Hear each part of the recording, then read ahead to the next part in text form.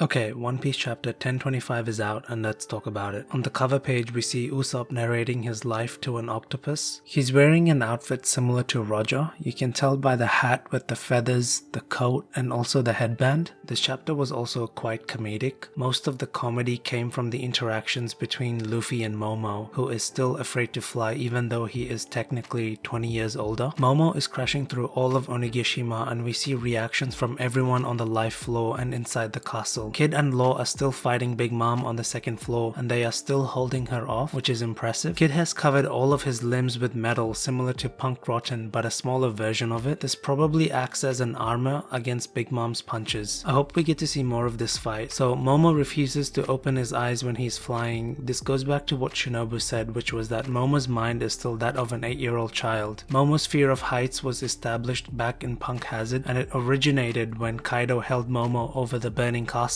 threatening to drop him. I was surprised that Yamato is still fighting Kaido on top of the rooftop. I thought that after the clash of Conqueror's Haki in chapter 1024, Yamato would be knocked out in this chapter, but she's still going strong and holding her own. Yamato has a defensive mode called Kagami Yama. This reminded me of Gaara from Naruto, who can create an armor of sand around his body, and Yamato seems to be able to do the same but with some form of glass. We get some interesting dialogue between Kaido and Yamato. We find out that in the past, a person offered Yamato some food and blankets but was executed when Kaido found out. It's not clear if the person was a Wano citizen or a beast pirate, but since Yamato has never left Onigashima, it was probably one of Kaido's crew since they called her an Oni princess. So Yamato's childhood was just trying to survive until the battle 20 years later, which is taking place now. All of the people that have helped her along the way are dead. Yamato has been saying that she is Oden for 20 years now, and I think Kaido has had enough of hearing that. Yamato kind of reminds me of Luffy, who's been saying that he's gonna become the Pirate King ever since he was 7 years old. So both of them have that childlike mindset. Something that stood out to me in the dialogue was Kaido saying that you can't escape the truth of your blood. We finally get confirmation that Kaido and Yamato are actually not humans but Onis, which means demons. Kaido's race is probably related to Oars, the continent puller. Oars is a giant and an Oni, but Kaido might just be a regular Oni. I wonder if Kaido was ostracized and shunned by humans when he was younger, and the only person that accepted him was Rocksteady Zebek, hence why he joined the Rocks Pirates. Kaido also thinks that humans are beneath him because of his overwhelming strength. He states that acts of kindness from humans are lies and born out of fear. This explains why everyone in the Beast Pirates wears horns. Kaido is trying to make his crew look more like Onis and less like humans. So Kaido truly is the world's strongest creature because he is not human. Formerly Whitebeard was the world's strongest man. This title probably belongs either to Shanks or Blackbeard now. Luffy and Momo arrive on the rooftop at the end of the chapter. Luffy immediately goes into Snake Man and hits Kaido with a jet culverin as Yamato connects with a white snake rush. You can see the Conqueror's Haki flowing out of Luffy's arms and Yamato's club. So Kaido just ate 2 Conqueror's Haki attacks then brushed it off as if it were nothing. Oda purposefully didn't show a close-up of Luffy in Snake Man. We see 2 panels but the details are not quite clear. I believe that Luffy can now coat his entire body in Conqueror's Haki and the design for Snake Man might be different, so I'm excited to see how that looks. It was great seeing Momo finally confront Kaido at the end of the chapter and declare that he will be the Shogun of Wano. Physically he may be 28 but it's still an 8-year-old child that is standing face to face with Kaido. Momo looks exactly like Kaido except for the color, which is peach. The only reason Vegapunk declared this fruit a failure was because of the color, but by every other metric, this is a successful artificial devil fruit. This is the 5th time that Kaido and Luffy are fighting, and Luffy has lost technically 4 times, but this all depends on your definition of a loss. The first defeat was in Kuri in Act 1, then in chapter 1003, Luffy ran out of Haki and was incapacitated for 10 minutes. In chapter 1009, he was hit by Ragnarok and was knocked out. In chapter 1013, he was knocked out again and was thrown off Onigashima. But the important thing is that Luffy will keep bouncing back.